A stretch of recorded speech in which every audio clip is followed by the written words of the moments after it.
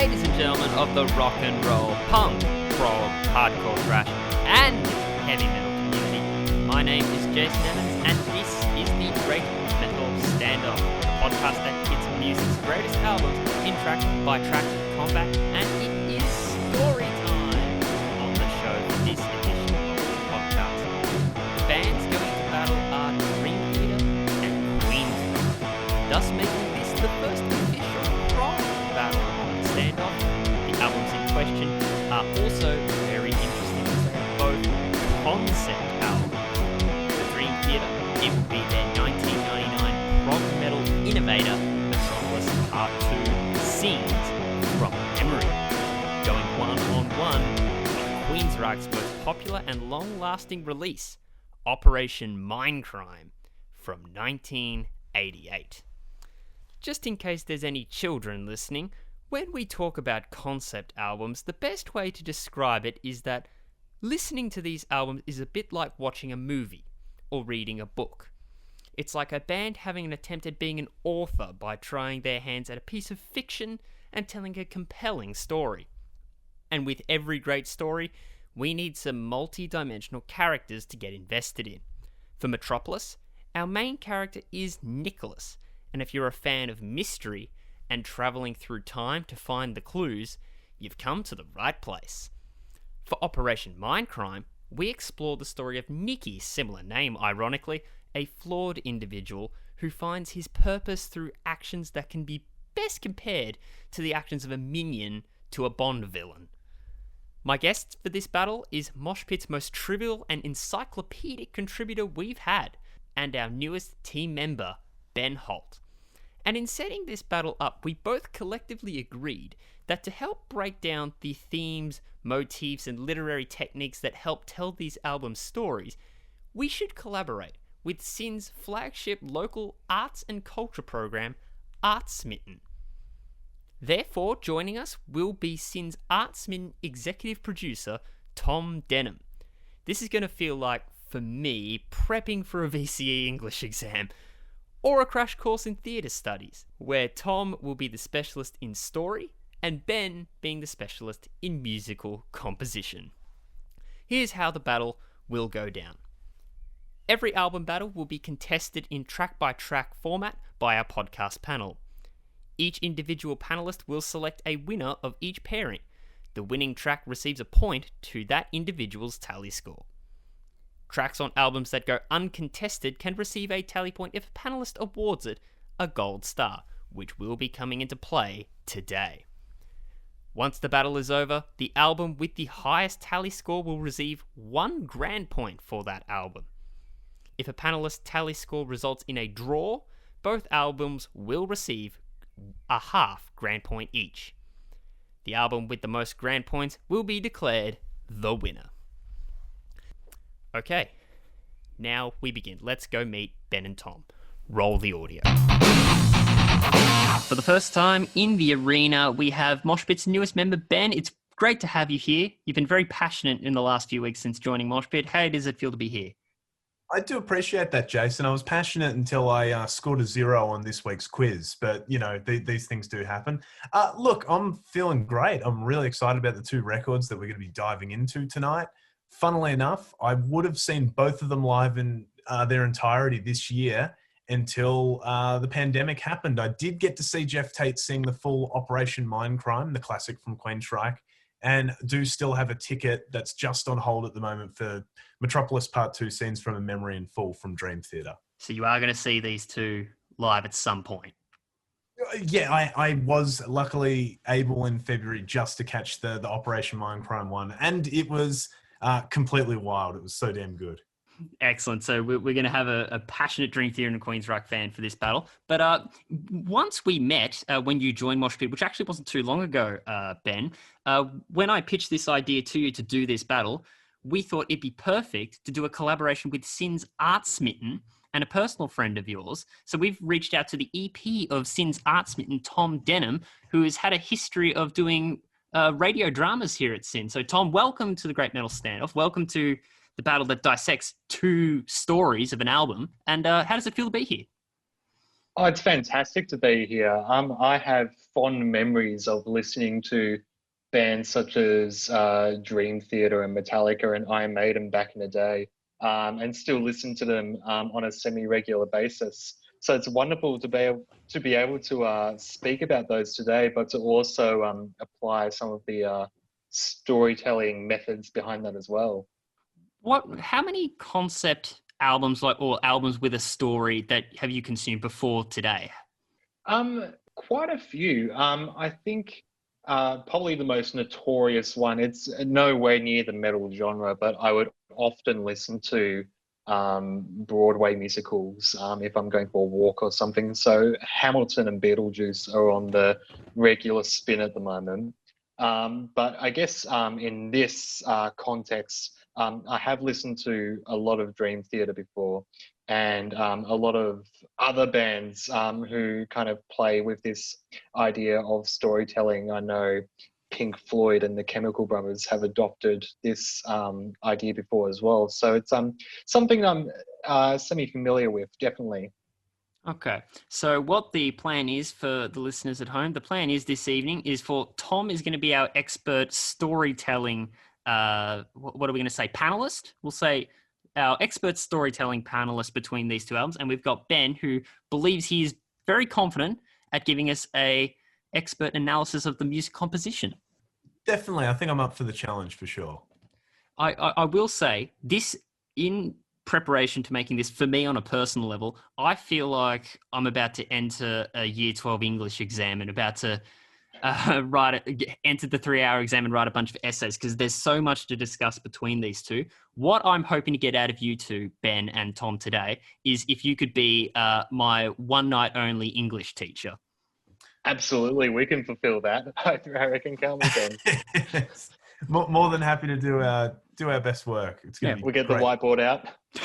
What was the name of your English teachers back in VCE? Oh, who did I have? One of mine was Miss Masama. That was one of my English teachers. Oh, she was my literature teacher in year 11. Oh, did you guys go to the same high school? We did, yeah.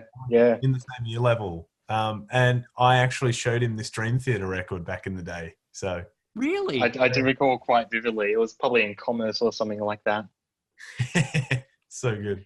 So, Tom, what was your reaction to when Ben did? It was Metropolis Pt.2 that you introduced him to? Yeah, it was Metropolis Pt.2. I thought musically it was quite interesting, something a bit different Tom had never heard before. And thought, the narrative through it was going to hold his attention. So, Tom, safe to say the first time you heard it, how'd you feel? I think I was really blown away because I think it was first and foremost, it was my first exposure to Dream Theater. But I think as well, going into it prior, what I was really a fan of were orchestral soundtracks. And I think Dream Theater inhibits that so well. And I think it is really complementary to telling a story. It gives it this grandiose vibe, which I think is really attractive. And on the opposite end, Operation Mindcrime by Queensryche. Was this your first time listening to that one all the way through, Tom, or had you been listening to that one in the past as well? This was my first time listening to this one, and it's fair to say, like, when you put these two together, I think you can definitely draw a lot of contrast, but a lot of similarities as well. So I think it's an interesting choice to kind of put these two head to head. Excellent. So, Well, yep. Go ahead. The other night, I was playing some rock music with a friend, and I told him, I said, hey, actually going to be on the Great Metal Standoff, and we're comparing Dream Theater, Metropolis Pt.2 scenes from memory to Queensryche Operation Mindcrime. And he looked at me and he goes, you know what? Those are two perfect albums to actually match against each other. And I can't help but agree with him. It's bizarrely, they're unique enough to each other, but at the same time, there's kind of this underlying similarity to them as well, which makes them just a perfect fit. So it's going to be great to break into it and see what comes out on top. All right. Just before we get into it, the final piece of admin, Tom, I did mention as I was introducing you to the Great Metal Standoff that you do a lot of radio drama at SYN. Would you just like to just break down and share with us what precisely that is? Absolutely, thank you. I do a radio drama podcast series called The Glam Gizmo. It's a full cast audio, so it's pretty much like a movie for your ears. The whole story is set in Melbourne or around Australia, and is a sci-fi epic and tells a story of a marvelous machine that falls into the wrong hands and has the power to open interdimensional gateways onto Melbourne. And all kinds of monsters and madness happens upon the city in a very Scooby-Doo or Ghostbusters-esque fashion, in a very quirky but fun kind of way. Well, there you go. To anyone listening, if that tickles your fancy, be sure to check that out. The Glam Gizmo. And directing. What do we call you? Producer, Producer, screenwriter. What do we writer. call you? It was executive produced by Marcy and Tom, the previous Artsmen and EPs. They've been very instrumental in the process. But I pretty much conceived the idea. They helped me develop it, and I wrote it, directed, and edited it, and put it all together. And I can give it to your glorious ears now.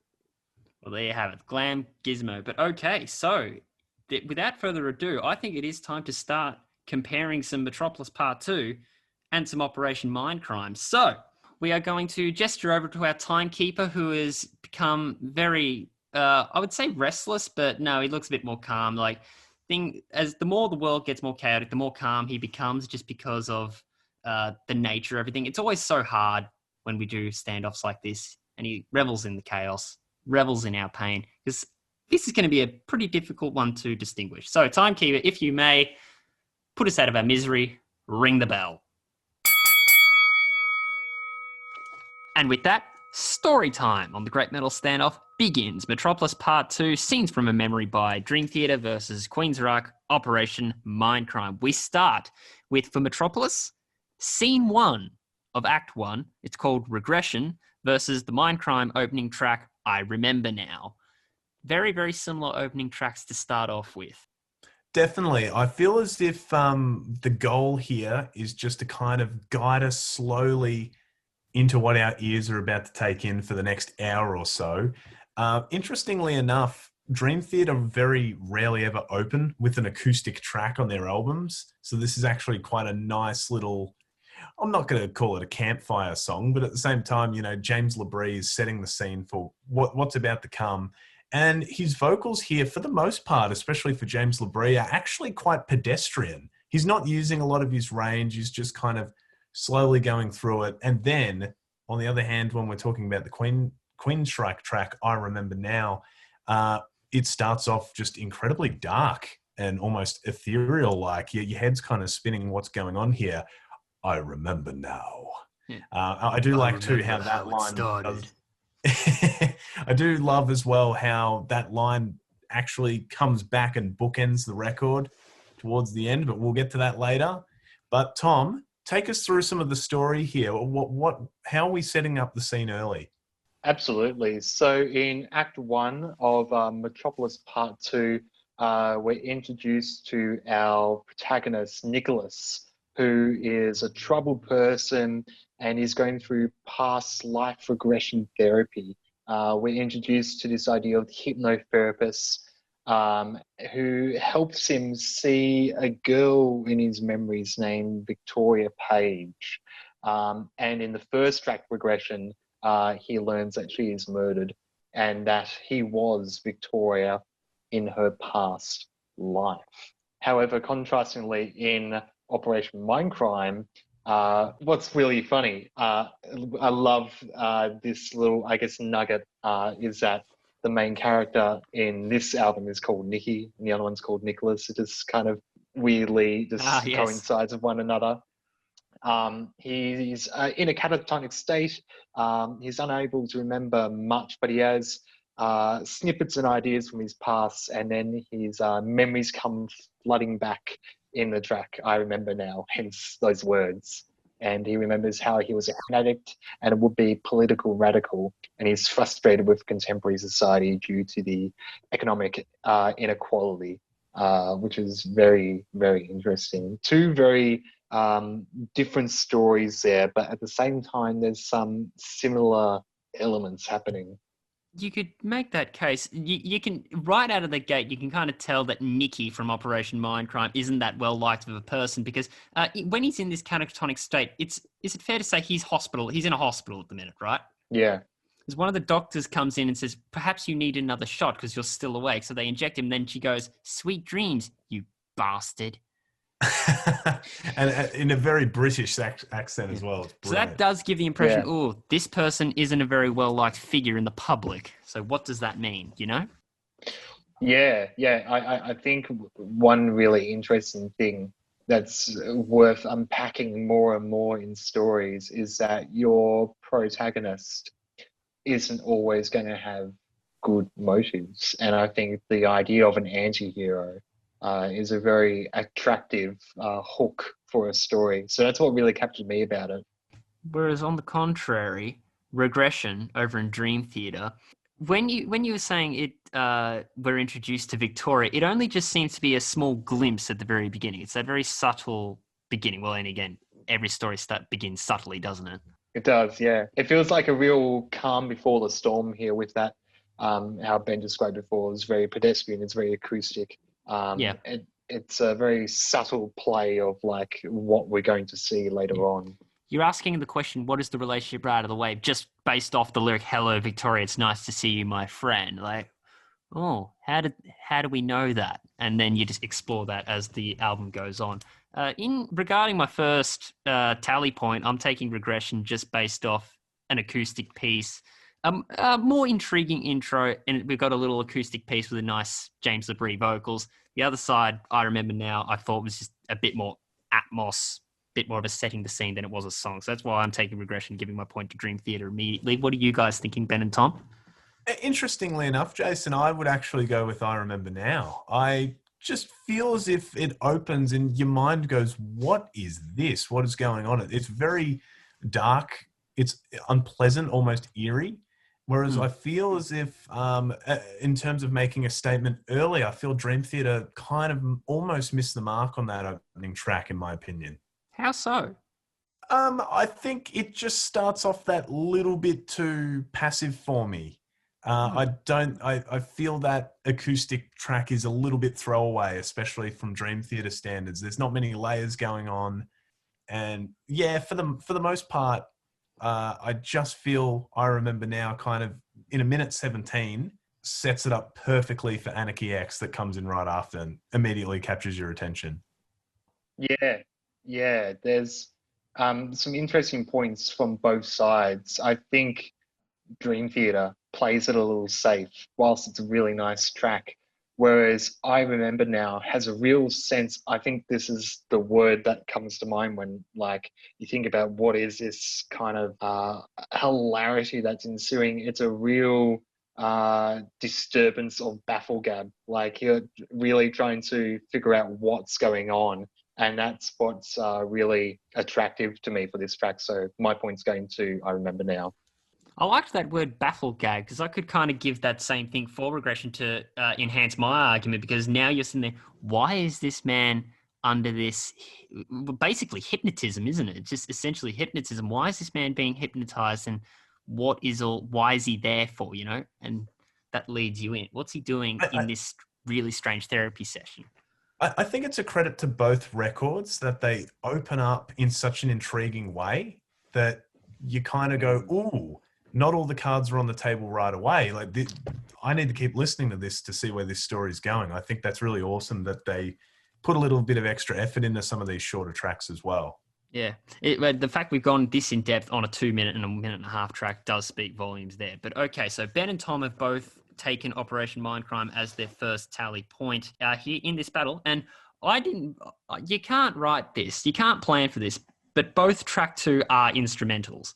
For Metropolis, it's scene 2, the first part 1, Overture 1928 versus Queensryche's instrumental offering Anarchy X.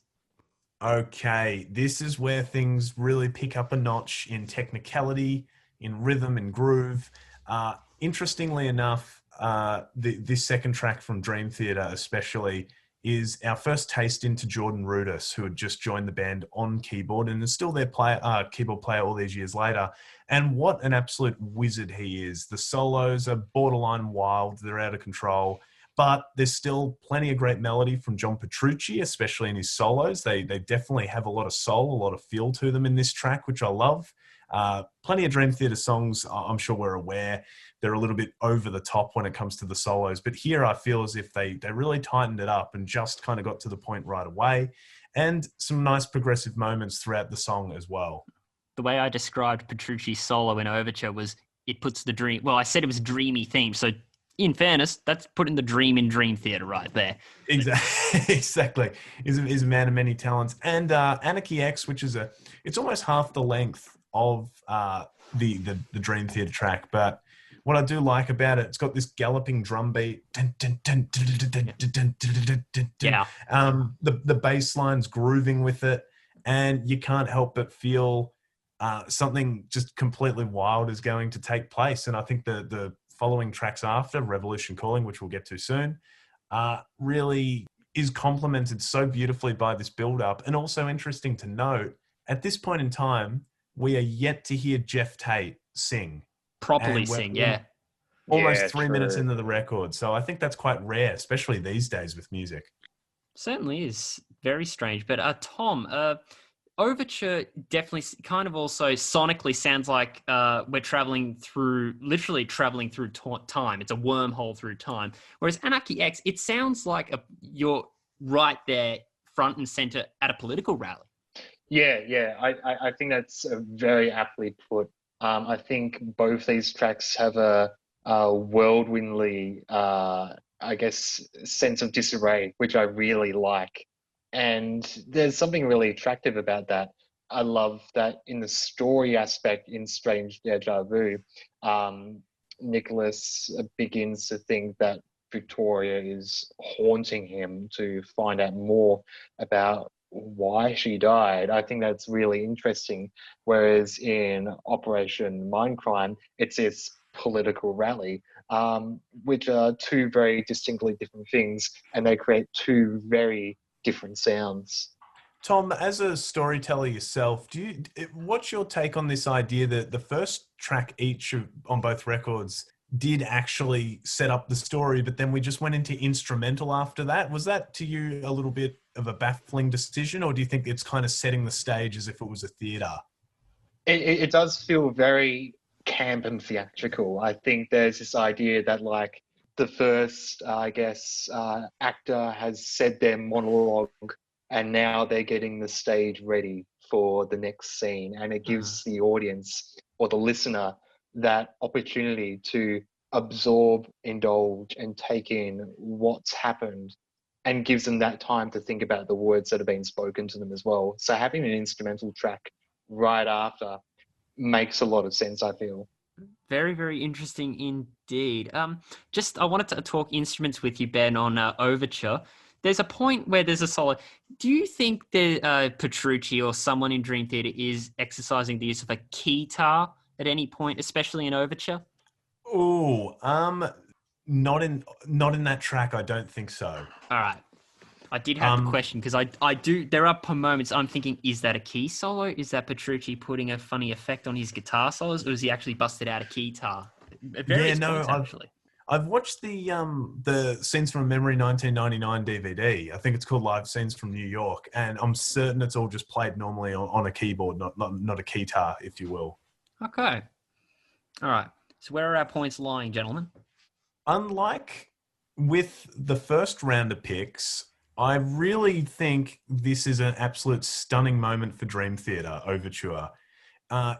This album also is probably the one I would hand to someone. That this was the record that got me into the band initially, and this was the track that completely cemented my love for Dream Theater, because I'd never quite heard anything like it as I was leaning into more progressive tendencies. Anarchy X is quite a good song. It sets it up nicely for the next one, but I think for what Dream Theater wanted to accomplish here, Overture is undisputed best out of the two. I would, you know what? I would share your sentiment, Ben. I will also take Overture from 1928. Just from a sonic picture, like we're either traveling through Nicholas's dreams. It feels like to keep it PG, a little mind F going from the present all the way through the past, like a wormhole. And we're traveling through a dream, and it's And very, just very on that, fascinating to me. Jason, I think there's so many melodies and hooks instrumentally in this 3-minute song that you just remember after the first time you heard them. So it's brilliant, and it's very technical as well. I do have to mention that. Tom. I really like what Ben said about Dream Theater, like that this is the album that he would hand to someone to introduce him to, because was the album that he handed me. And I think what Overture 1928 does really well is that it kicks into all those Dream Theater sounds that we know. And I think that really plays to its strength. I really like Anarchy X as well. I think there's a wonderful sense of mayhem there, which is also there's something about it that feels like it's a marching machine. But I think Overture 1928 is the icing on the cake for me, so that's where my point's going to go. Okay, so for the first time tonight, all three of us have both selected the same song. So therefore, that takes us for myself. It's 2-0 in favor of Metropolis, where we've got 1-1 between our guests Ben and Tom. Interesting start. All right, track 3. As Ben mentioned, the first time we properly hear Jeff Tate singing, "Revolution Calling" goes up against Metropolis's "Strange Deja Vu." Yes, this is where we get the full-fledged band of both, if I may say so. So we finally get to hear Jeff Tate's vocals. In case you're wondering, yes, they are completely stunning, although you're probably aware of that if you're listening to this. And we also get James Labrie on Strange Deja Vu. Funnily enough, James Labrie actually suffered food poisoning before they recorded the album Awake. So if you listen to him on Images and Words, he's got a much higher vocal range, whereas here you can tell that the food poisoning, which affected his throat, kind of did some damage. So if we're comparing vocalists, who has the better vocal performance, Jeff Tate does win hands down, in my opinion. However, it's not just about vocals, it's about songwriting and the music. And I think Revolution Calling does such an excellent job. Firstly, the riffs are a little bit simple, but at the same time, they're incredibly groovy and catchy. I really love how the drums and the cymbal work, especially, it's quite catching to the ear early on in this track. And the light guitar that kind of kicks us in, which perfectly works off Anarchy X as well. And for Strange Deja Vu, it's a pretty wild song. The second half of it gets insanely crazy. There's even a bit of a almost cheesy, hilarious organ line that kind of comes in, if you remember that one, Jason.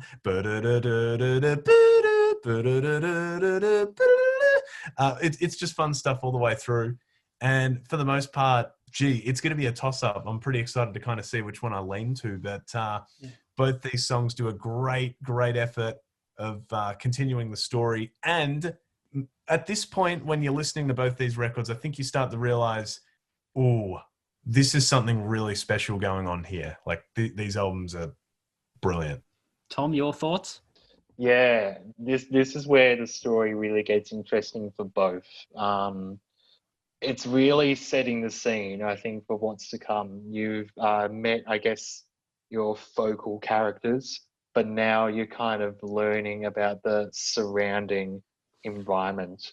For the case of Revolution Calling, we're taken to the head of the organization, and we're introduced to not the one and only Dr. X, who manipulates Nikki through a combination of his addiction and brainwashing techniques to become an assassin, which is such a wicked and like this is a concept that I guess will be used in film as well, and it feels very filmic.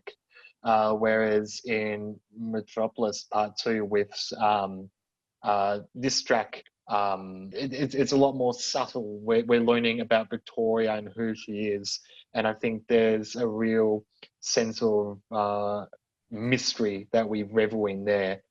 There's mystery on both fronts, but I guess we learn a bit more in Operation Mindcrime as well. Talking about brainwashing Nikki over an Operation Mindcrime Revolution calling, you can kind of hear it being indoctrinated into Nikki with just that really baritone, low delivery of the word revolution. The whole revolution as the chorus is soaring along. You hear that periodically just placed at the end of the chorus. It sounds like a person is being indoctrinated at that point. Yeah, there is a sense of hypnotherapy happening here as well, and I really like that. It almost feels like a subliminal message, and like as a listener, you kind of go, well, how is this subjected on me? And you kind of become very involved with the story, which I really like. And to your point, Ben, with Deja Vu, it starts as like this really strong, heavy metal, head-banging track. Then it transitions into this booty-shaking funk song, kind of end at the boom lit doo boom lit doo, and then by the end, it kind of ends similar to a piano ballad. It's it's incredibly strange how, yeah, firstly that riff you're talking about midway through, that is just, the groove in that is insane. It's great. I could imagine people jumping up and down to that for the most part. And the cymbal work, especially Mike Portnoy throughout this whole thing, is just way too exciting to listen to. And it's brilliant. I really, really, really do love that track to death. And again, it's a bit of a change of pace for Dream Theater as well. And when it gets a bit more crazy, I think that's kind of what's to come in the next 10 years of the band's career. Damn. Tom, just a question for you on the Deja Vu track. Do you think there are parts instrumentally that were set up in Overture 1928 that get paid off in this song? Like, for example, the chorus. I definitely think so. Like, there is that sense of hearkening back when you listen to that later on. And I think that continuity really binds it together nicely. All right, Tom, we'll start with you on this one because I'm struggling, because I really enjoy both of these tracks, and I think it's a disservice if you don't give any of these ones a point, but I'm struggling. So I'll start with you. What do you think?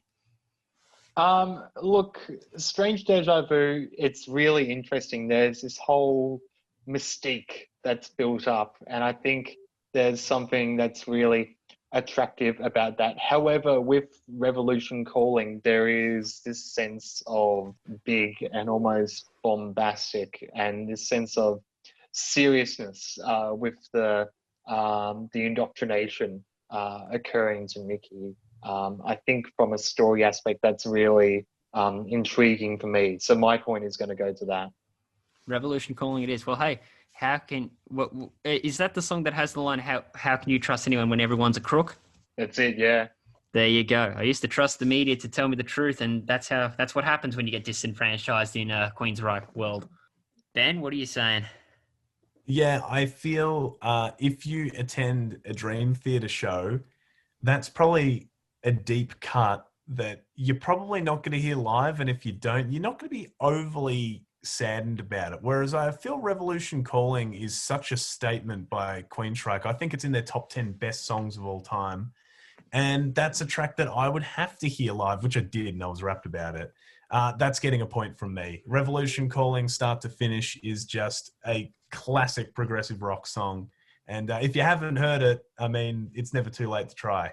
I concur with everything that Ben's saying, but I was surprised when you said you wouldn't be too fussed if you didn't hear Strange Deja Vu live, because I thought that was maybe one of my favorites off Metropolis. Maybe. Yeah, I remember... I definitely do love the track, but I think I've been listening to Dream Theater for, I think, almost 12, 13 years now. And with 14 albums of music, it wouldn't make my top 20 favorite songs of theirs. And I absolutely love it too. So, okay, so then that's probably the different dynamics between the two of us, because I'm fairly new to exploring Dream Theater. I actually listened to this album, Metropolis Pt.2, years before, but because I wasn't quite fully paying attention to it, I kind of just brushed it off like, it was okay. It actually took the song a little bit. Sorry? Oh, it probably just went by a little bit from what you were hearing. Yeah. Yeah, it actually took the song As I Am off Train of Thought to give him another shot. Yes, so, yes. But now listening to it all the way through and really just immersing myself in this experience, I unfortunately, I'm going to go 3-0 here. Strange Deja Vu was probably top 3, top 4 off Metropolis, but that does not disservice Revolution Calling in any way. Do seek that song out. It's absolutely phenomenal. it's so good that I've said the word absolutely on podcast for the first time in a very long time. But Strange Deja Vu with probably 10 different asterisks is going to get my point. Who knows if I'm going to regret that? I might. You never know.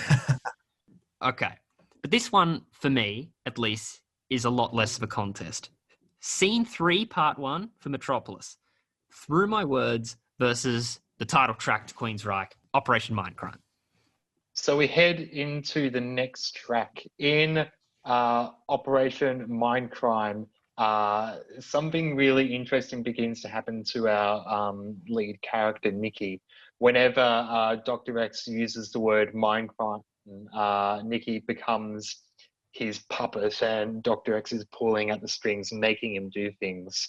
And he commands Nikki to undertake any murder that Dr. X wishes, which I think is such a wonderful idea that's happening. And I love that it's happened so early on as well, because normally if you see this kind of thing in a film or a television program, that's something that would happen much later on. Whereas in Metropolis Part 2, Scenes from a Memory, in this next track, we're introduced to another character who's a very integral character in Through My Words, as Nicholas is beginning to put the pieces together about who Victoria was. He learns more about her through this new character, Julian Baines, who is another lover. And because of his drinking and gambling addictions, Victoria begins to distance herself from him. Now, just before we move on, is Julian ever mentioned by name in the Metropolis album? What I believe is that Julian is mentioned in the CD insert, if you have a look in there. So I believe he's not mentioned by name, but in the story that's given, the band give a bit more clarity to who he is. Right. Okay. But Ben, it's Through My Words is a 1-minute piano song in essence, isn't it? It's a 1-minute piano song in essence, but what I like about it is that when we opened the record with Regression, the focus was on James LaBrie singing with an acoustic guitar, but this time it's James LaBrie singing over a bit of light piano. It's very sporadic. It's not super busy, and it just flows. And James, for the most part, there's a little bit more energy here than there was in Regression. All your eyes have ever seen, all you've ever heard. It's nice. It doesn't sound too forced, too full on. And for the most part, I think it's perfect to guide us into Fatal Tragedy, which is a complete monster of a song. And again, just great pacing. One thing these two albums do really, really well musically, storytelling, is the pacing. I think that's partly why they're classics. Sometimes as a listener, we just need to breathe a little bit after things have been really hectic and crazy, and it makes those big moments so much more impactful when we do that. I think something that Dream Theater does particularly well is that it can very swiftly change between the big and grandiose and then go to that subtle downplay so well. And that's why I think Through My Words does that eloquently. It is a very eloquent piece, I will grant you that. But do you know what? We'll discuss the Operation Mindcrime part, because now I know you won't refuse. Phenomenal pre-chorus. And I love, just from dissecting what Thomas just told us storyline wise, and supporting it with the lyrics like there's a job for you in the system, boy, with nothing to sign. Great character development. Can't deny that. To me, it's a no contest, really. Operation Mindcrime wins this very easily.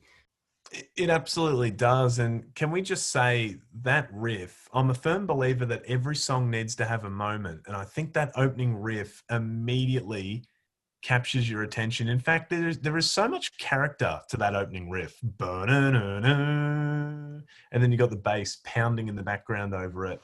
Drums, again, pretty simplistic on this track. They kind of just play with it for the most part. But Jeff Tate just, again, steals the show on this. He is unbelievable. And I agree, Operation Mindcrime is the way to go in the early voting for this one. I'm feeling quite contrary. I think whilst Operation Mindcrime has so many elements that really lean into its advantages, I think Through My Words gets me hook, line, and sinker. I'm a sucker for a good piano ballad, and I think this is done really beautifully. And I think the story here gets really interesting for me. So my point's going to go to Through My Words. Interesting indeed. Very interesting indeed. As Operation Mindcrime of Queensryche ends, we kind of return to that political rally that we heard in Anarchy X. And then you can kind of hear a voice in the distance say, well, scream out really, hey, listen to me. And then it goes straight into Speak, which goes up against Fatal Tragedy. As we continue to listen to Operation Mindcrime, the song of the same namesake slams straight in to Speak. In this track, as his position within Dr. X's organization grows, so does Nicky's ego and adherence to his master's vision of the future, which is really interesting interplay there. Whereas in Metropolis Pt.2, Scenes from My Memory, as we walk into the next track, we learn how Victoria sought comfort in Julian's brother, Edward Baines, and began to have an affair with him. Nicholas assumes that Julian murdered her out of jealousy and then killed himself, which is a huge, I guess, term for the story to take, to happen so early, only within Act 1 as well. Two really interesting, I guess, lines of events happening here, boys. Very interesting to note with Speak off Operation Mindcrime. This is probably the closest you're ever going to hear Queensryche sounding similar to Iron Maiden. I could imagine this track being on Power Slave, in fact. But if it was, I probably wouldn't rate it within the top 8 songs on the album. It's not a bad track for the most part. It just kind of stays in that one lane the whole time. There's a bit of energy. The guitars are a bit quicker than the previous tracks I've heard on the record. But I think if we're looking at the 2 tracks, Dream Theater really bring it home for me with Fatal Tragedy here. Firstly, we come out of the piano, the light piano from Through My Words, and then we get a nice heavy riff, drums that aren't playing overly quickly, and we've got this dual vocal melody kind of reminding me a little bit of Alice in Chains. Earlier on, I mentioned with Strange Deja Vu about a cheesy organ, which I want to correct myself. That appears on this track. Forgive me, boys, but when it's such a great album, it's really easy to get so many melodies and stuff kind of confused because it's just full of them. But this track is brilliant. And on the second half of it, it gets completely crazy. Thrash metal riffing almost. We got double kick drums from Mike Portnoy, John Myung bringing it, and Jordan Rudess adding in some brand new Dream Theater keyboard sounds and tones. This track, Jason, fair to say, it's pretty exciting, my word. Definitely a very exciting track. There's so much heavy riffage going on between Portnoy, Petrucci, but then with Jordan Rudess on the keyboards and a lot of use of that organ interlude you were telling me about. Not only does it catch you off guard, but you feel like you're listening to some sort of heavy metal church hymn, you know? Definitely. I would agree with that. There is a just odd kind of religious undertone to this song. I've always thought that. That's really awesome. You said that as well. Yeah. And from a storytelling perspective, Tom, that lore of Julian killing Victoria out of jealousy due to an affair, that was told through an old man of the town in this dream, correct? That is correct, which I think is a really interesting way that we hear this story told from an onlooker, or it's secondhand information. There's this kind of sense that it's some kind of folklore, which I think really works well within the context of Dream Theater. Whereas, on contrary Speak, it is a glorified recruitment process, essentially, isn't it? Yeah, we're joining the Navy, boys. Even en Niage. Okay. So just based on reading the room here, Ben, I would say you're going to be taking Fatal Tragedy? I am. I think this is the first time I've gone for Dream, or maybe the second time I've gone for Dream Theater so far. This will be your second point for Dream Theater, yes. And this is very well deserved. This track is one of the standouts on the record for me. Joe, I'm going to join you on that one. I'll take Fatal Tragedy as well. That was certainly a highlight in the listening experience to that one. This one was tough for me because I really like Fatal Tragedy a lot, happens in it, and there's a lot to absorb and listen to. But there's something about Speak that just doesn't for me. I really like this track, so my point's going to go there. Okay. So with a little bit of a score check here, for myself, Metropolis is in the lead 4-1. For Ben, Mindcrime is in the lead 3-2. Same thing for you there, Tom, EP of Art Smitten. Okay. We move on to scene 4, and I believe this is the second last track of Act 1 at Metropolis Part 2. The song is called Beyond This Life, and it is the first 10-minute plus track. It's clocking in at about 11:22, and that goes up against a very underrated track, in my opinion, Spreading the Disease off Mindcrime. There we go. Spreading the Disease off Mindcrime has to have probably my favorite chorus section of the whole record. We've got another lady that sings with him, and she also has that operatic kind of tone that he's got going for him. Spreading the disease. It's so, oh my word, it's infectious. I love it. And especially when I heard it live, Jeff Tate's daughter actually walked on stage and sung this with him, which was quite interesting as well. Nice. It's really a good nice, track. Yeah. I do very much like it. However, Beyond This Life is an incredible achievement in the Dream Theater discography. In fact, it's probably in my top 3 favorite Dream Theater songs of all time. There's even a part in the solo section towards 3/4 of the song. It sounds like something out of a Disney movie. I can't explain it. It's a little bit kind of cheesy, but it's awesome. But I really like how opening riff starts up. Evil that. Captures your attention right away. Thrash metal drumming coming in, and then immediately we just go to this weird time change where we've got some really interesting, delicate bass work going on, a lot of crazy syncopated drum beats on the cymbals and snare drum as well. And James LaBrie even uses some different vocal effects in production to make his voice kind of sound a little bit different. Tom, I'm guessing that's to act out another character throughout this segment of the song. I do get that sense. Yeah, I think that it does help to give the other character some of their own flesh, if you like, and I think that works really well here. Yeah, it's just tremendous. Jason, how do you even try to tackle describing a beast like this? It's 11 minutes 23. What was kind of the key thing that won you over with this song more than anything?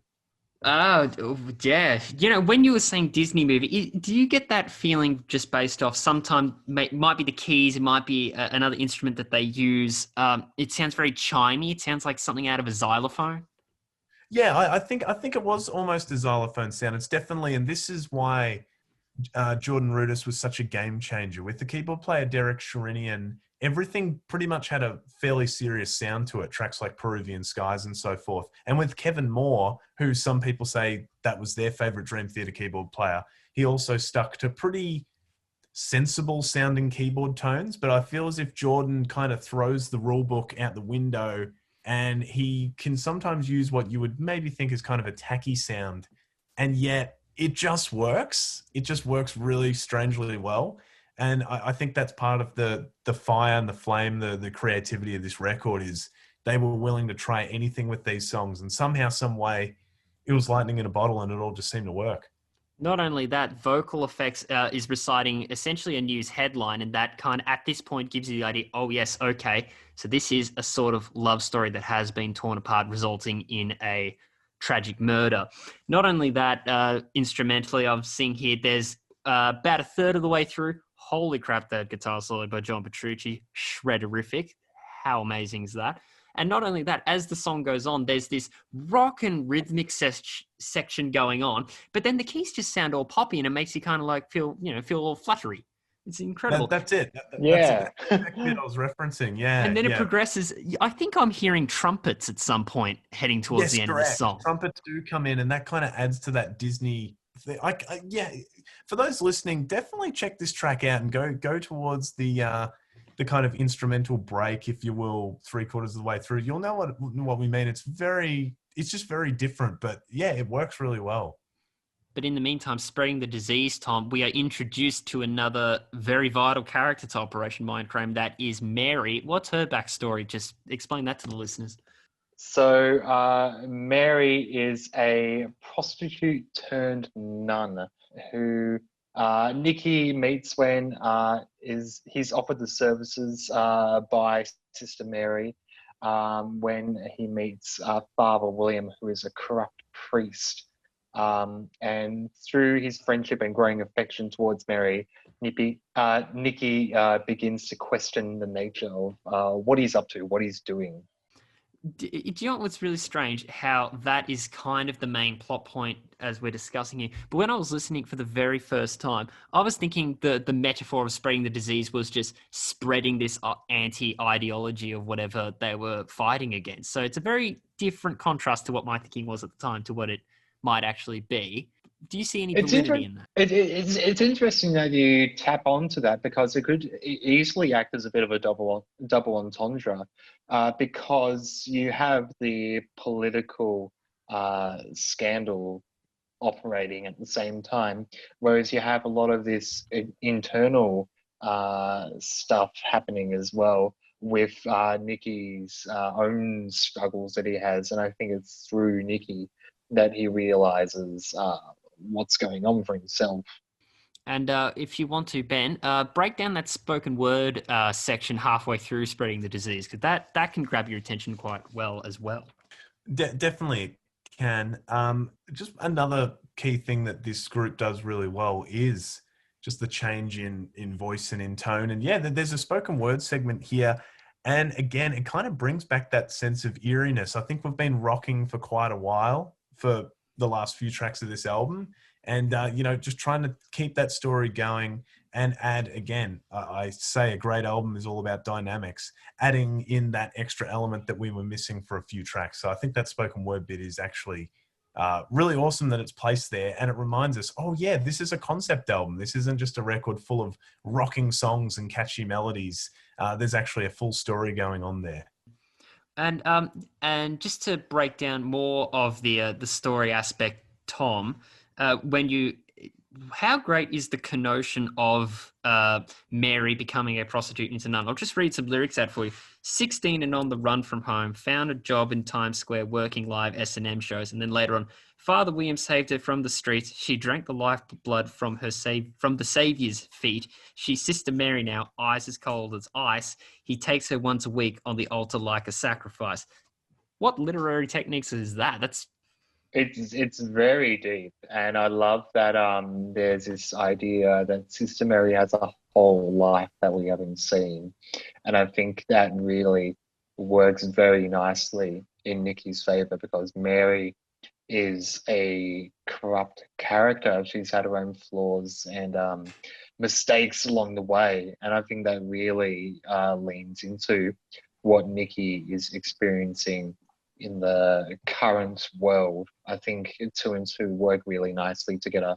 And I think I also really like the fact that Mary is a female character, whereas a lot of mentor characters are often male figures. It's nice to kind of have a bit of difference in there. I think that works really well.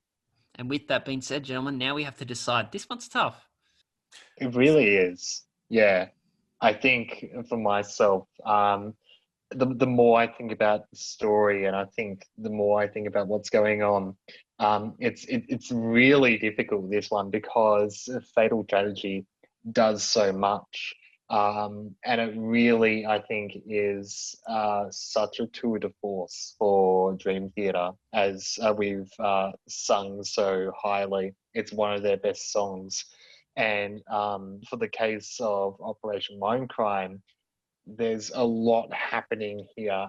We're meeting new characters, and there's a lot of breakup in the agenda. We have that spoken monologue, but for me, I think it's going to be up to Fatal Tragedy. Beyond This Life, you mean? Yes, Beyond This Life. For me, it's going to be Beyond This Life. Okay, that's the third. That ties you up 3-3, Tom. As tremendous as the vocal hook is in Spreading the Disease, and it really is that good. It always makes me smile every time I hear it. I don't know if it's the dual vocals or what's going on there. It just catches my ear. Beyond This Life is just completely stunning, start to finish. What I think would have been really interesting, and it's such a shame that the track listing didn't allow us to do this comparison, but I think Sweet Sister Mary versus Beyond This Life would have been such an interesting comparison. Both of them clock in at about 11 minutes, and I'm not sure which way I would have gone. I would have had to really think about it. But I'm going to have to go with Beyond This Life because it probably is the track of the record. Big take there from Ben. This conversation made me more of a fan of Spreading the Disease because I think it was a bit more middle of the road when I first listened to it, but becoming more of a fan thanks to this conversation. But my God, Beyond This Life, there's so much going on. You can't not take it. It's just brilliant. Quality song, Beyond This Life, be sure. As Ben recommended it right at the start of this conversation, that's one to seek out. Okay, next up, Through Her Eyes versus The Mission. This track, Ben, Through Her Eyes, at the very beginning, it sounds like they're Dream Theater's channeling their own Great Gig in the Sky by Pink Floyd. I can kind of hear that, actually. Yeah, this is kind of a slower plotting ballad for Dream Theater. And controversial take, I actually think this is probably one of the weakest songs on the record. Now, firstly, I love ballads. I love light songs. I'm a big fan of them. However, The Spirit Carries On, which is going to come in later, I think is a perfect example of how you make it completely tremendous, along with Finally Free is a pretty lighter track too. But Through Her Eyes, to me, I think is more heavy on storyline continuity than actually offering anything overly interesting on the record. In fact, I probably could have done without it on the album if we wanted to just cut a little bit of time. However, The Mission is very, very interesting. Firstly, it's one of the more intriguing songs. It's a bit of a slow burn, and I really love how Jeff Tate, over this really nice light guitar line, is not giving his full vocal range. We're used to him going, ah, but here, he's kind of talking. He's using his lower range. It works very, very nicely. And then when the song kicks into gear, we get just electricity, heavy guitar riffs, lovely drumming. It's really awesome then to kind of hear Jeff Tate unleash, and it just makes you go, my word, he is a fantastic vocalist, just in case it wasn't obvious already. Both tracks are fun, but for me, it's pretty obvious where I'm going to lean on this one. So should we just call it now, The Mission? The Mission for me. Yeah, that's correct. All right. Tom, where do you stand and where are we at right now?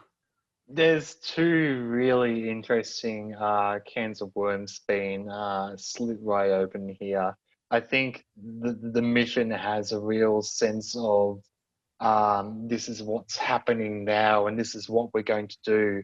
And listening and reading the lyrics now again, you get that real sense of that. Whereas I think Through Her Eyes, as been touched on, does something really different for Dream Theater. It has that kind of ballad tone to it. And I love that this idea that like it's still so focused on the past and it's very like this distant image.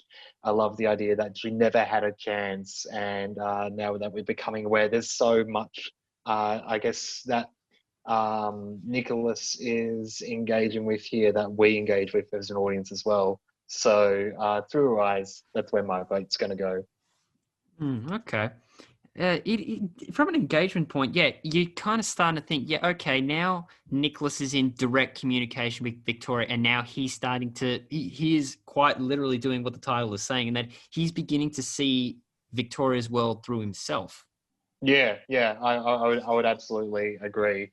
And I think that definitely becomes relevant here as well. Okay. Now, for some reason, I'm now deciding the battle between these two, and you've both offered very good arguments here.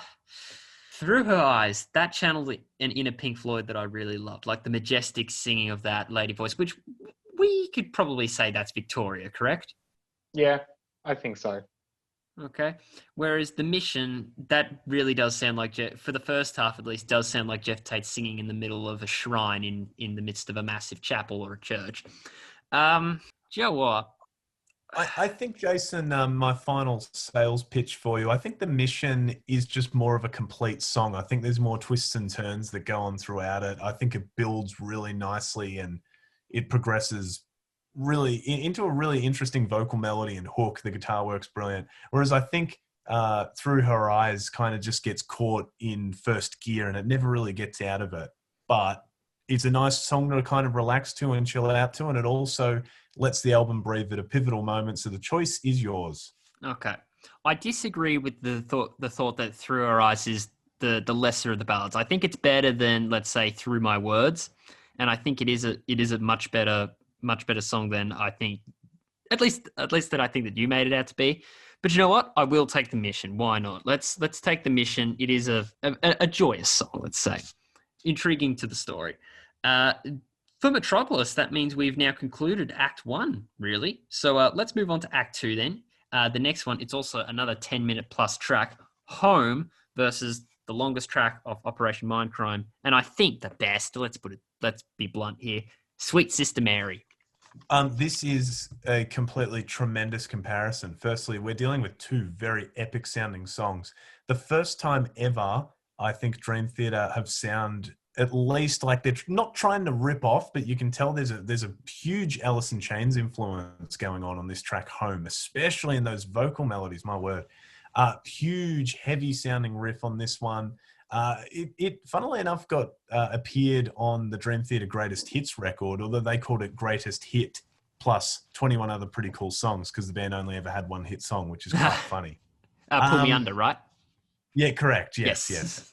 So it's Home is a great track. It kind of gets a little bit Middle Eastern in the solo work towards the second half. Really like that song. Again, bombastic drums all the way through.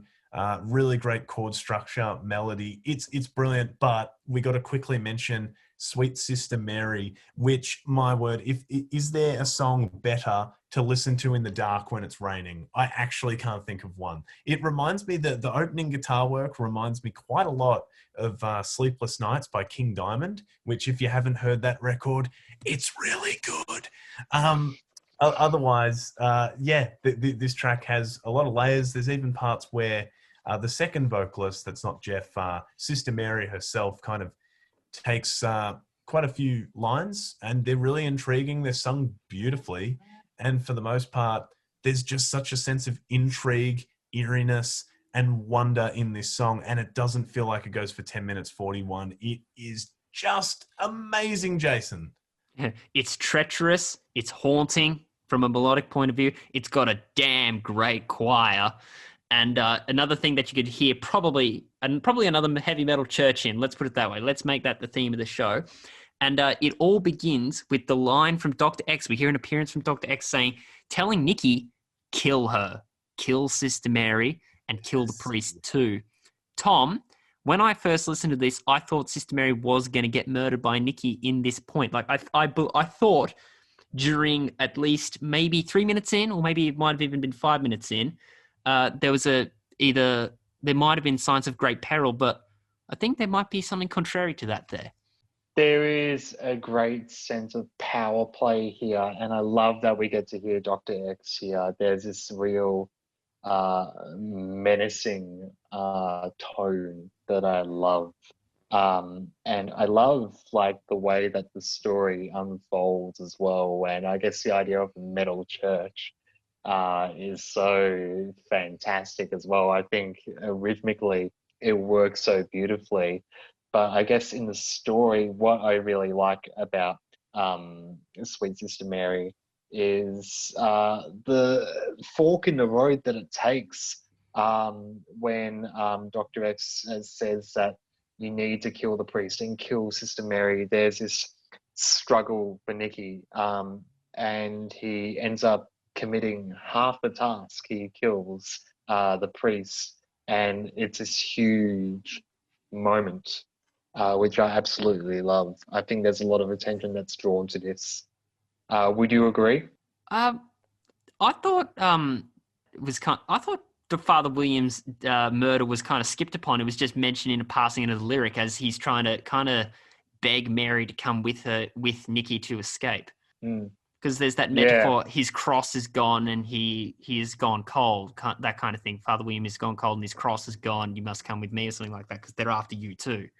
I love that, like, it goes so swiftly in the sense of, like, it's all happening now because it feels like an event in real time, which I think is so, I guess, real in the sense of what's going on. And I think when I first listened to this and heard that, I had to go, wait, what? And then I went back and listened to that bit again and realized what had happened and gone, okay. And it feels very authentic to that. Okay. And on the contrary, what's happening in Home? In Home, Nicholas begins to understand the effects of the gambling, which distance him from Victoria. There's this real, I guess, sad romance in the lyrics as he struggles with this. And I think that's something that's really attractive about it. You can kind of hear it happening around halfway through Home, because if you, for example, if you had your headphones on listening to the song Home, about halfway through, in one channel you do hear a casino at work, like you hear the slot machines, you do hear what's going on one side, and on the other side you're hearing let's not beat around the bush, intimacy taking place, very intimate moment happening. So is that what you're kind of getting at as the conflict taking place? Yeah, very much so. I think you think about these things that are so, I guess, that there is that thing that pulls you in to engage within that activity, and there's a sense of luring, and having those things so focal and there really makes you feel for Nicholas and his situation. You become very in his head about it. And I think when you think of these things in real life, like gambling, it's very easy to understand that from the outer. But I think looking at it from this point of view, which the song depicts, I think is so, there's something really interesting about that. I was interested in also providing this other interpretation, because this is another interpretation I also did think of.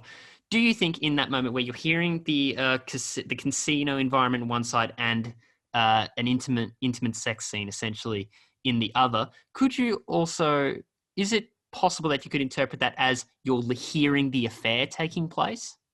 Oh, definitely. It could definitely be that memory, because I think I think one of the beautiful things about this is that you can interpret it as either or. You could interpret it as things happening in the present, and that could be a catalyst for him remembering the affair that occurred previously. So two and two could really work in the same element, if that makes sense. All right. Now I think we might need to come to a conclusion. Are there any arguments for either side, Ben, that you'd like to get in? I think either way you go, comparing both these tracks, completely respectful either way. I can understand some people might lean more towards the heaviness of Home, the kind of late 90s grunge vibes that are throughout the track as well, along with almost some visual audio, if that makes any sense. You can really just feel and kind of picture what's going on throughout that track. But Sweet Sister Mary, on the other hand, it was just Halloween last week. It's the perfect kind of Halloween sounding song to me. Eerie and just so cool. I love it so much. And the rain, nice touch. So I have to go with Sweet Sister Mary on this one. Yeah. It's such a heavy song, Home. Labrie adding that extra soaring feel as a nice contrast, and just the all around Eastern sound you said at the start. It's so good on Home, but in all honesty, I think Sweet Sister Mary is the best song off Operation Mindcrime, and I'm gravitating towards it with you, Ben. I think when I got to see Jeff Tate sing through that whole Operation Mindcrime album in February, I remember Sweet Sister Mary played and everyone was kind of just in awe for the 11 minutes. No one was talking to each other. No one was bumping around. Everyone kind of just sat back, took it in, and it was really just a crazy standout moment of the night. Yeah, there is that sense to Sweet Sister Mary, which I really admire as well. And I think you just have to kind of step back and appreciate it for what it is. And Home as well, I think, is a cacophony of sounds that you just have to take in a few times as well. But I think for me, Sweet Sister Mary is the way to go. We're all in agreement there. All three of us are taking Sweet Sister Mary. Not a disparagement on Home. Fantastic track, I can tell you right now. But all three of us are going to be taking Sweet Sister Mary there. And that rounds out our scores into a very interesting playing field. For myself, Metropolis Part 2 leads 5-3. For Ben, Metropolis Part 2 trails 3-5, where Tom, it is 4-all. Interesting contest taking place right here. Moving on now to Metropolis's The Dance of Eternity, which is part 1 of Scene 7, going up against The Needle Lies from Mindcrime. Now, The Dance of Eternity, Ben, is an instrumental track, the second one going. Dance of Eternity is an instrumental track, Jason, and it's actually the key song to test out whether you could drum for Dream Theater or not. This was one of the 3 songs that was used when the band finally settled on Mike Mangini back in 2009 or 2010. Gosh, it's been a while. And wow. This song is, I think, while incredibly technical and creative, I can't help but feel it's probably a little overly long. It loses a little bit of momentum throughout. And this is a common complaint of Dream Theater fans, that a lot of them have an opinion that the first 5 records were the golden age. And after that, they kind of went off into longer songs, more soloing, a little bit more self-indulgent in that sense. Perhaps maybe the songs kind of lost a bit of merit because they just soloed too long. Look, it's all up for debate. I love it all personally. However, Dance of Eternity is kind of that idea in an instrumental track. And it was definitely a point in history where we kind of saw Jordan's influence and what he was going to do with the band moving forward. With The Needle Lies, again, we get back to a rocker, which kind of reminds me a little earlier of Speak. I said the Iron Maiden kind of sound. I guess it's back a little bit in this context, but for the most part, either way you go, they're 2 completely different songs. These songs sound absolutely nothing alike. They're on opposite ends of the spectrum. Here. Tom, how does The Dance of Eternity as an instrumental track progress the story? So in The Dance of Eternity, we find out Edward feels guilty about being deceitful towards his brother, but decides that his love for Victoria is greater than his guilt, and he seduces her in when she is vulnerable following her breakup, which I guess is The Dance of Eternity, which is a really interesting idea to kind of play with. It works well though, but as Ben says, it does kind of pander on for a while. But in a story aspect, it's very interesting. It's something that you kind of expect in a very erotic moment of a film. But I'm just interested, how do you convey that plot point with no lyrics? I think it's you really got to rely on the power of the instrument to tell the story, and I think what this does here is kind of gives that idea that there's this power of seduction happening, and I think through that you can identify that okay, something is happening on this front, which I really like. Admittedly, this song is all over the place. There's so much going on. There's massive piano breaks. There's a massive bass break. There's a bit of a piano solo, which actually is very carny. And that doesn't sound anything like it, but you get what I mean. It's very carny. It builds, it releases, it builds. There's so much to unpack, and it's such a mind-blowing experience. It almost kind of blows The Needle Lies out of the water, which, in fairness, is a bit of a disservice to The Needle Lies, because that's definitely a top track in my mind. Yeah, it's interesting. I just personally felt Dance of Eternity was more a sampler of, hey, this band can play and they're super talented. Just not one of my favorite Dream Theater instrumentals. When you think of tracks like Erotomania, which is just such a brilliant instrumental piece off Awake, Awake being the darkest Dream Theater record, I just feel as if the Dance of Eternity almost might be slightly out of place on this album. Maybe just a little bit. It's kind of like, it sticks out to me as kind of like the odd track out, but I know it's a fan favorite and I can definitely appreciate that for sure. But yeah, I'm going to have to go The Needle Lies. I just love it. I love the hook on it. Fun guitar work. It's a rocking tune. It's good stuff.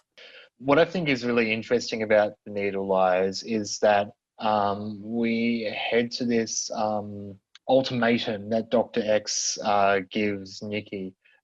He commits his love towards Mary and decides to leave the organization with her. So what happens is Nikki goes to tell Dr. X that they're not going to be a part of it anymore, that they're out. But Dr. X reminds him that if you go, you're going to go back to this bleak old life that you had before, where you're a helpless addict. And I think it kind of leaves Nikki in a bit of dismay at the same time when he's trying to do something good. There's something even worse kind of around the corner. Yeah. As much as it's a very key plot point, I think I'm still going to take the Dance of Eternity. I still think that song blows it out of the water, but it's because there's so much going on. You can't look away for the Dance of Eternity. What do you take, Tom? I think I have to agree with you, boys. I think whilst on a narrative front, The Needle Lies is very intriguing. I think rhythmically, The Dance of Eternity is just such a wild trip. So yeah, Tom and I are both taking the Dance of Eternity. Monster of a track, but that shouldn't be any disservice to The Needle Lies, because it is a very important song in accordance to the story, and it gives you that vibe of connoting someone is on the run, I guess, just by its fast nature. It's got a flashier guitar riff than you think. Normally it would be like a standard chord or something like that, but no, it goes. That's obviously not the riff, clearly, because I have bad memory when it comes to memorizing riffs. But if you get what I mean, it's very flashy, it's very fast paced. You feel like you're on the run. Moving on now to we're heading into the final stages of Metropolis Pt.2, actually, with the song One Last Time, which is part 2 of Scene 7, which engulfs Dance of Eternity as well as One Last Time. One Last Time goes up against Electric Requiem, where we've discovered something very terrible happening, haven't we, Tom? Yeah, two very terrible things have happened.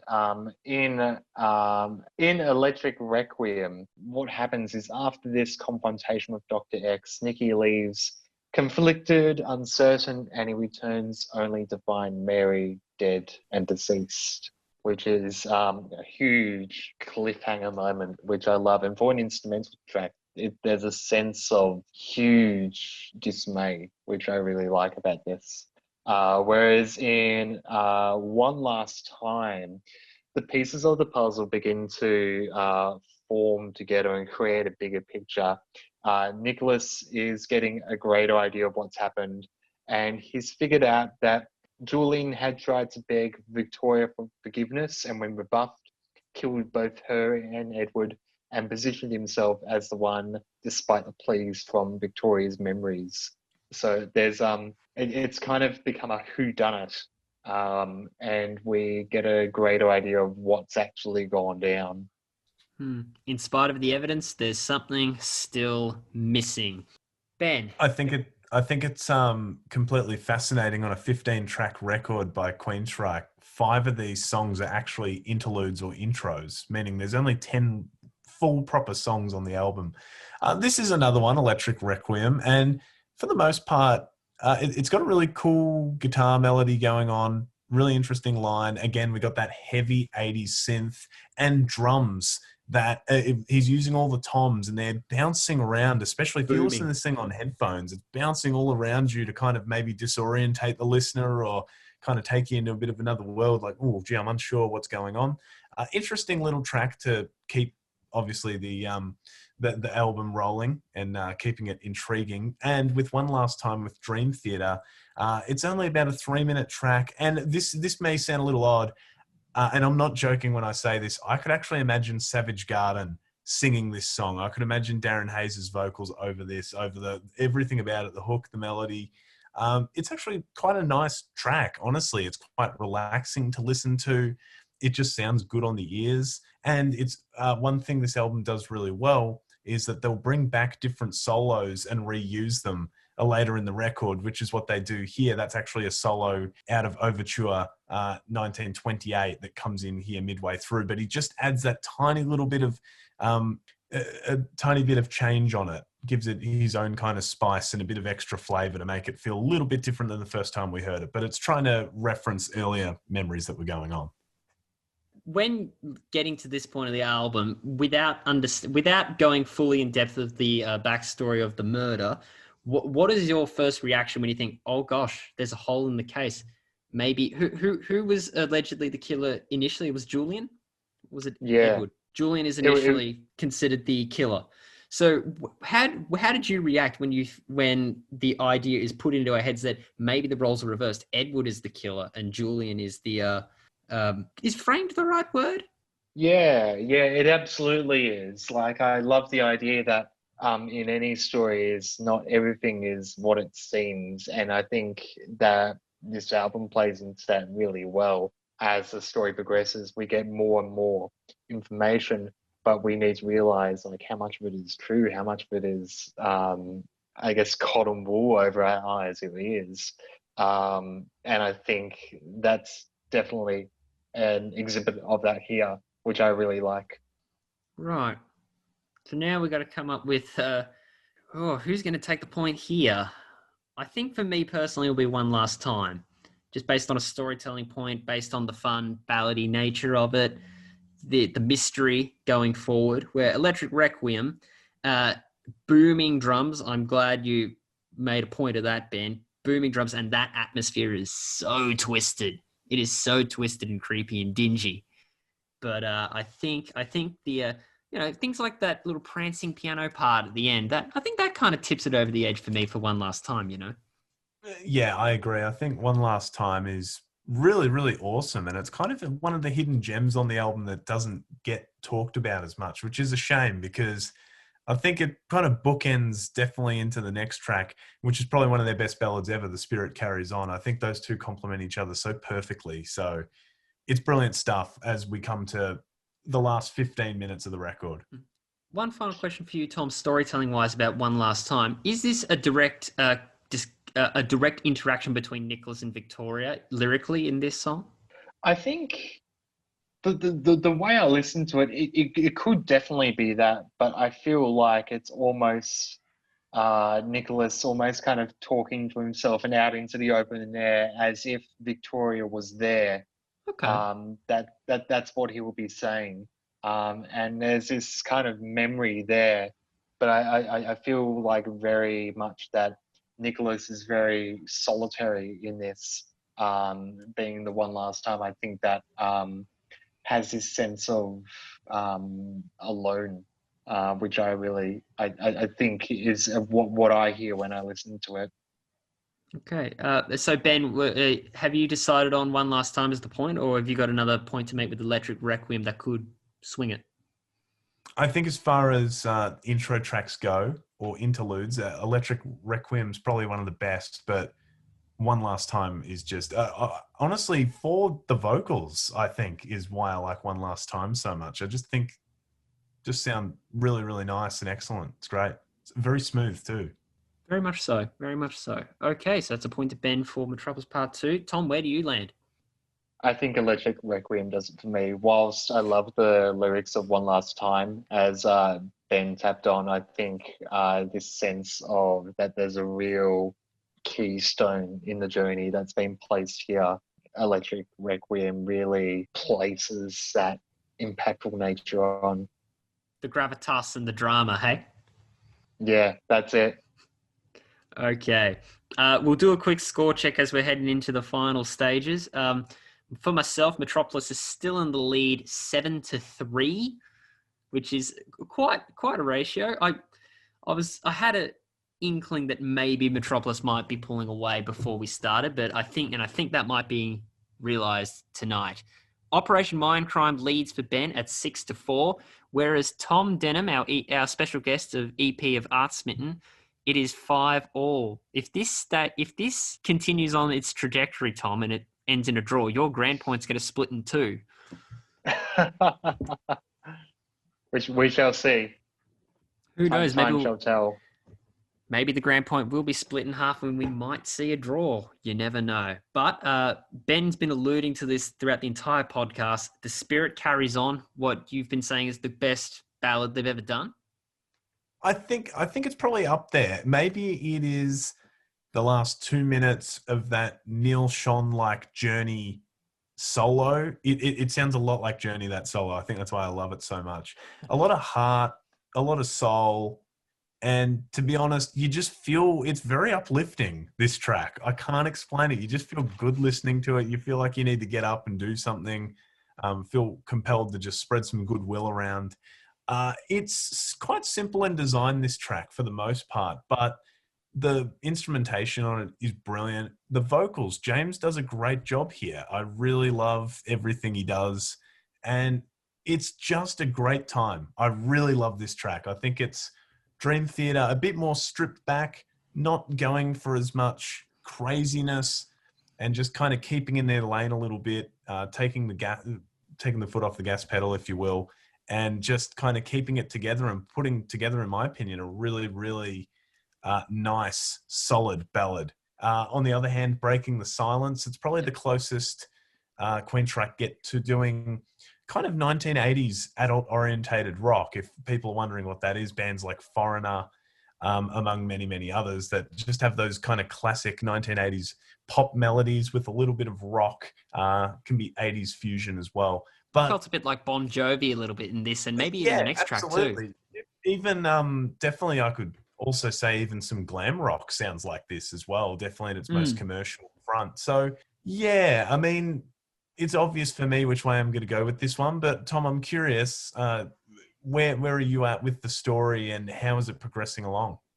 So, in The Spirit Carries On, the narrative interestingly goes to Edward's perspective, where we've seen Julian's, and now it goes to Edward's, revealing that he wished his romance was more than just an affair with Victoria. As Victoria begins to reconcile with Julian again, Edward confronts the two of them, murders them, then stages a scene and assumes the role of the witness for the newspaper column, which is very intriguing. That bastard. The flashback. Yeah, I know. The flashback includes Edward telling Victoria to open her eyes before killing her, echoing the same choice of words the hypnotherapist uses to wake Nicholas from his Isn't that addressed in the next track, by the way, Tom? It is, yeah. Because at this point we're only realizing, like, it's kind of I'm not sure if it's Nicholas or if it's Julian, but someone is at peace with with, especially like our spirit goes on after death. Yeah. So as this track, I guess, goes on, it's very much that moment of the death of Victoria, and then going into Nicholas, I think is there's something, as Ben touched on, there's something very huge about this, but very surreal as well. On the contrary, Breaking the Silence. So as we realised in what happened in Electric Requiem, Nicky can't cope with the loss of Mary, and insanity begins to ensue. He runs down the streets calling Mary's name. And I think there's something very, there's something very, what's the word I'm looking for? I think I'm trying to find a greater word than insane. That there's this madcap nature that we experience with Nicky as he comes to the loss of Mary, and there's this kind of rhythm that goes with it, which I think works really well. Okay, yeah, it's a complete grief song. That's what it is, pretty much summed up. Solo wise, that's pretty manic. It's also probably another piece that you could describe as a soundtrack to being on the run. Yeah, I would agree. Yeah. Whereas actually, Ben, if I could get your opinion on this part of The Spirit Carries On, I think this has been a bit of a recurring theme of the heavy metal church hymn. I think The Spirit Carries On takes the icing on the cake here. Oh, I think it does too. One thing I will mention as well on this track, I love that James goes up an octave towards the end of this song, as if he's kind of had that sudden realization, he's worked it out. It's just a eureka kind of moment. It's these subtle little stylistic changes that I love in songwriting, and I think it's what Dream Theater do so well, is they can always tell when just to add that extra little bit of something to really take that song to the next level. It's a feel-good track. It really is. And I think it comes at track 10 of the record out of 12, it hits perfectly at the right time. Yeah, and actually, I thought I'd just run this by Tom. I think there are a few callbacks and paying off from previous moments in the album at Metropolis that is displayed on The Spirit Carries On. For example, I think it's back in it's either Fatal Tragedy or Beyond This Life. I think it's after Fatal Tragedy where the hypnotherapist, you hear him talk about death isn't the end but merely a transition. That gets paid off in a lyric of The Spirit Carries On. And I think there's even some callbacks to the song Through Our Eyes there. Yeah, this is a really lovely binding of the continuity that's happening, and it really gives a great sense of unison to the whole experience of listening to this album as a whole, which I really like. Well, I think we've sung our praises for it so much. I think we'll just get right to it. I think it sounds like all three of us are taking The Spirit Carries On. Would I be right in saying that? I think you're right. Yeah, absolutely. All right, we're all taking The Spirit Carries On. That it is a stellar track, and do you know what? Even if that was the final track, it would work, but it doesn't. We still have one more to go, and it is a 12-minute song, and it is the final track off Metropolis Part 2, Finally Free. And that goes up against Operation Mindcrime's I Don't Believe in Love. Following this, we still have 3 more songs off Operation Mindcrime, so the Gold Star rule will kick in, but let's compare the final track off Metropolis Part 2 and I Don't Believe in Love, the probably, let's say we're about 2/3, 3/4 of the way through Operation Mindcrime. So, Tom, where are we at when we get to I Don't Believe in Love? So when we get to I Don't Believe in Love, Nicky has been confronted by the police, and they're going to take him in suspicion of the murder of Mary and everybody else who is murdered under the influence of Dr. X, which I think is a great turning point in the story. You wonder when this is going to happen and when Nicky is going to have to face his crimes. But this kind of crossroads of the murder of Mary as well, I think is a really nice kind of tipping of the iceberg here as well. Whereas in Finally Free, we come back into the present where Nicholas arrives home, followed by the hypnotherapist, and Nicholas is startled by another request to open his eyes before the album cuts. Yes, we should just emphasize, Finally Free does start in the returning to the hypnotherapist's office, and the hypnotherapist does ask him, you are returning to the present, you will return to regular life, open your eyes, Nicholas, and he wakes up. So that's what Tom's getting at there. So once the Nicholas returns home, he hears another open your eyes, Nicholas, and he does get startled. Yeah, which I think is a really lovely kind of play on the idea of what's real and what's not. And I think it even startled me when I re-listened to this. I think there's a real sense of interplay with the story here. Mm. And the reason why the open your eyes name line is so prominent here is that during the track of Finally Free, I think we do hear the murder taking place, don't we?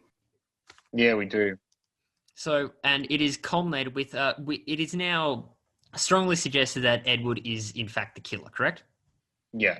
So what we do here is that there's a fight that does break out between Julian and Edward, and eventually you hear shots being fired, and then a loud scream, probably coming from Victoria. Then you hear the line, "Open your eyes, Victoria." Shots fired, and then we return to continue the rest of the song. So that actually leads into some interesting dynamic, doesn't it, Tom? It really does, and I think that that idea that everything is happening at once is really got to wrap your head around it. I had to listen to this track a couple of times to really get an idea of like what was happening, because it was so quick fire, without pun intended. But I think I love this idea that the words "Open your eyes, Victoria" comes from the killer, and then it comes back into the hypnotherapist's room that Nicholas is in. I think for the most part, it's very interesting. I mean, immediately when Finally Free does begin, "You are now surrounded by a brilliant white light." And then you get this nice little acoustic bit that opens it up for us. And then Yes. I think from there on, we start to build quite interestingly into his walk towards the house. Now, there's actually, and I'm not sure, Jason, if you're familiar with Banjo-Kazooie from the Nintendo 64, but there's a part that's just, it sounds like you're walking towards Grunty's dungeon. I know that's Okay. incredibly nerdy, but every time I hear that bit, I think of it. This track is actually quite funky, especially in the first 3 to 4 minutes. James puts on again another really nice vocal performance, and it gets completely out of control. Tom, fair to say it's pretty wild. There's a lot of yelling and shouting, and there's gunfire, and there's just complete unrest going on throughout the whole thing. And I don't know about you guys, but how this album ends, it's very disorientating, and it's pretty full on in the eardrums. And it's definitely a bit of a mind trip, if I may say so. I would agree. Yeah. Yeah, it ends on very, very much confusion too. There's a lot of confusion. You get very confused. What? Hang on. Open your eyes. What's this? Record scratch. Static. Just ends. Yeah. Yeah. There's something very chilling about that. What's really cool about the static is that Dream Theater actually made their records begin and end. So if this makes sense, 6 Degrees of Inner Turbulence begins with the static. And then the last note of that album then connects to Train of Thought. And then the end of Train of Thought connects to the start of Octavarium. I know that's really crazy, but if you were to, if you were to hit the album on play in a discography run through, it would all run together for multiple albums at a time, which is quite a fun little fact. Wow. Talking about confusing and strange, I Don't Believe in Love all of a sudden starts to make me wonder, was I listening to a progressive rock album or not? Because this is another ballady rock song that's a lot more conventional for Queensryche. It's not to say it's a bad song. I quite love it. The line, "I don't believe in love." Everyone sings it live. It works. People cheer and sing that one. It's great. Really nice light guitar tone. I don't compliment it enough. The guitar work on this record has such a wonderful tone to it. And I think it comes across here. The bass, it's always audible. It's nice and clear. And with the drums, one thing I will mention, I think the snare drum on this record is a little harsh. It's quite high-pitched. It's quite digital. It's very sharp. I guess I'm just so used to it now, but I think if we're comparing snare drum sounds, I'd give it the Dream Theater. And I would also give Dream Theater the merit of finishing their record really, really strong in a really crazy way. It's a perfect ending to the story, and it is a better track than I Don't Believe in Love. That's where the point lies, Ben. That's where the point lies. That is where the point lies. Tom, where does your point lie? I mean, for me, I Don't Believe in Love. I was interested when you said prog rock track. It just felt like a standard 80s arena rock track. Like it was almost borderline a Bon Jovi song, but not that I'm complaining. Fun song to listen to, rockin' song to listen to. But Finally Free, there's so many layer upon layers of piece of storytelling and intriguing instrumentation. I forgot to even mention, I think there's a One Last Time callback as well in Finally Free. Yeah. Yeah. I was actually really torn when I thought about these two, because I think I Don't Believe in Love takes a really interesting turn. And I think it's the turn that really kind of leans into the idea again that Nicky is an anti-hero, that he's not liked, that he's not someone that you're going to favor, whereas in Finally Free, everything's kind of coming full circle again. I think both really capture a wonderful continuity, but for me, as great as a song as Finally Free is, I think it's going to have to go to I Don't Believe in Love. Not gonna lie, quite surprised by that actually, because I thought it was a bit lesser of a contest. Finally Free, just based on the layer upon layer of storytelling and how intriguing it is instrumentally, and you hear the murder. You do hear the murder, and it ends on a very, very confusing note, and it makes you do research. That it makes me have conversations with you guys. Like one of the reasons why I'm doing this podcast, because the ending to Metropolis Part 2 is that intriguing. It is, and I do wonder, as music lovers and fans, does all this storytelling sometimes hurt wanting to come back to the record if we solely just wanted to listen to some rock songs? I understand that's not really the idea of this piece, but, the Finally Free, for example, the song probably as a whole would be 4 to 5 minutes, but with all the storytelling and theatrics that are thrown in, we get to 12 minutes in length. Does that hurt your experience at all, Jason, if you wanted to kind of keep coming back to listening to this? Or is this the key selling point for you? And Tom, I invite you into that as well, that question.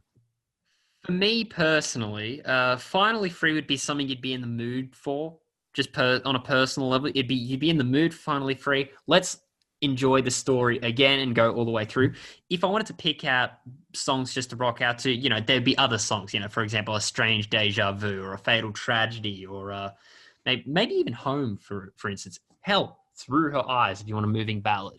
And same thing with Operation Mindcrime. You can do Revolution Calling, title track itself. Hell, Sweet Sister Mary, that's a good short story in itself. Definitely, for sure. Yeah, I think if I was to go into listen to this as a standalone, I think knowing the context of the story before is hugely important. But I think there are times where I recall certain moments and go, how epic was it listening to that for the first time? And I'd want to relive that small synapse of an experience. So it wouldn't take me out of it to just listen to it on its own. There you have it. But here's the thing. We're still not done. There's still 3 more songs to Operation Mindcrime. And this is where the gold star rule kicks in. So, gentlemen, Waiting for 22. If this song went up against anything off Metropolis Pt.2, or if it's a song that you would actively seek out on its own again, would you give it a point? But before you do that, Tom, where are we at now? Because it really is just 1 minute long, an instrumental piece, just a piece of clean guitar. Yeah. So Waiting for 22 really leans onto the following song, My Empty Room. But basically what has happened so far, and it's kind of, again, we talk about that idea of scene ends, they're resetting the set for what's to come next. So suffering from an almost complete loss of memory, Nicky is put into a mental hospital where he retraces in his mind his last moments with Mary, which I think it feels really intentional to have an instrumental track here, because when you think back and reflect, you have to focus so much on those particular things, and it makes sense to not focus on the words but focus on the mood that memory carries as well. And I think that track does that superfluously. Ben, your take on Waiting for 22. When it comes to Waiting for 22, I think it doesn't really give us anything that we haven't already heard. We've heard how nice that light melodic guitar tone is, and it's kind of just biding a little bit of time. It connects with My Empty Room as well. And can I just say that it's worth the build-up and the anticipation, because the final track that closes out this album, Eyes of a Stranger, well, I'm going to get to it when we get to it, but I'm very much looking forward to saying a few things about that. I'm in agreement with you too. I don't think any of us are going to be willing to give this a bonus point or the gold star, Great Metal Standoff seal of approval. We'll listen to that again. So I don't think that's getting any bonus points, is it? It's not going to get any bonus points. And it's not to say that they're bad songs. I mean, they're that quick that they're over in a blink of an eye. But there was better. Even Electric Requiem, I think, did a better job as an intro at, kind of taking things to 100 to the next level. So yeah, it's a pass from me, but they're still welcome additions to what is just a mammoth classic album of rock. Okay. What about My Empty Room? I feel very similar to Waiting for 22. They both complement each other very much, but at the end of the day, when you listen through the album, are they going to come to mind? Not really. They were there just to kind of segue into the final last hurrah of the record. So no, I'm not going to add it. It does really feel like that these two kind of blend into one another. And that's not a discredit, but it kind of feels like it's just a part of the foreground. Yeah. Setting the scene, laying the foreground. That's a nice analogy, actually. Okay. So I don't think any gold stars are going to Waiting for 22 or My Empty Room, but I think we might be awarding some here. The final track of Operation Mindcrime. How does the story end, Tom? Eyes of a Stranger. Oh, get ready. Okay, so back in the present, in the hospital room at the beginning of the story, Nicky has regained his memory, but now stares at his image in a mirror, unable to recognize who he is and what he has become. Whew. Hence, the mirror never lies, which is one of the lyrics that is given in this song. Yeah, I think this also like Metropolis Part 2. I think this really leaves the story on a big cliffhanger, which I love. I eat that up, and I think the lyrics reflect that beautifully too. Instrumentally, Ben, what makes this song a damn good closer? I think that everything kind of comes back at the end on this track. We go back to this idea of cymbals kind of kicking off the song before we even get to a proper drum beat. We have the hospital ward and all that kind of thing that we've been hearing early on in the album. And we build up again with light guitars, what this band loves to do. But this has to be one of my favorite riffs of all time. I think the main riff of this song is probably my top 10 riffs of all time. And not just that, but this is the best Queensryche song I've ever heard. It is just stunning. There's a fantastic music video for it. It's all filmed in black and white. It's really great stuff. And I feel as if, to back up my claim about the riff, the band knew that riff was amazing because they actually bring it back at the end of the song. And that's what kind of carries out towards the end of the album. And then the cymbals pick up a little bit extra. Jeff Tate brings it with, again, another stunning vocal performance. I mean, there's not a bad moment of him on the album. It's stunning all the way through. But I love the guitar riffs. I love just the vocal hooks, the flow, the melody. And I just think it's a tremendous rock song. Seriously, I can't fault it. I'd probably give it a perfect score of 10 out of 10, this song. So I think that's warrants a bonus point from you, doesn't it, Ben? It certainly does, yeah. This is the best track of the record, in my opinion. Excellent. So therefore, Ben Holt is giving Eyes of a Stranger a gold star, giving up extra bonus points to Operation Mindcrime. Tom, do you share the same sentiment? I think I do. I think lyrically and rhythmically, this, I guess, is the icing on the cake. I think some of my favorite lyrics in this song are the closing words. From the eyes of a stranger, afraid to know what lies behind the stare, is such a chilling way to end this saga. And I think it really, I guess, finishes it off well, but in the state as well that you want more. Not only that, like the ending lead guitar parts, completely ruthless feel. And then there's all those flashbacks. You hear snippets of Revolution calling, Operation Mindcrime. You can hear the political rally again. It all just builds and fills up the airwaves in your ears, and then snap, done, black, and then the ominous I remember now. And then that's it. Curtain down. Curtain down. There you go. That's a great way to put it, actually. Curtain down, end of the show. I do want to mention to those listening that Queensryche did return in 2006 with Operation Mindcrime 2, and it did feel a little bit like a bit of a cash-in. I hate to say that, but it seemed as if the band were trying to return to former glories, and it wasn't the same lineup, and the production was vastly different because it had been so many years since 1988, and the album for a whole didn't even come remotely close to the first one. So just make sure, if you want to go and listen through Operation Mindcrime, remember look for the original, not for part 2. All right. Just to be conclusive, Tom, would you seek out Eyes of a Stranger actively again, or would it beat a Metropolis Part 2 track if it did? I would definitely actively seek out this song. I think it does a lot for the story as a whole. It wraps it up like a present with a nice bow, and I think it's definitely the it's definitely the end game that I'll come back to, most definitely. All right, so well, there we go. You have decided to give that an extra bonus point. And gentlemen, we have now reached the end of the battle. So let's work out where all our tally scores lied. And it's, as much as it's vastly different, some of us have mirrored each other. I can reveal for myself that Metropolis Part 2 gets my grand point beating Operation Mindcrime 9-3. So that's one to Metropolis. Ben, Operation Mindcrime won for you 6-7, 7-6 in favor of Mindcrime. So that's tied the game up. A What do you quick think? comment on that. Scenes from the Memories, I've always said is in my top 10 favorite albums of all time, and I've heard thousands of albums. And when we did this and we went head to head, I kind of realized just how incredible Operation Mindcrime is. So maybe it might make it into my 10 if I'm to reevaluate down the line. Well, the deciding vote goes to Tom. And Tom, Metropolis for you scored 6.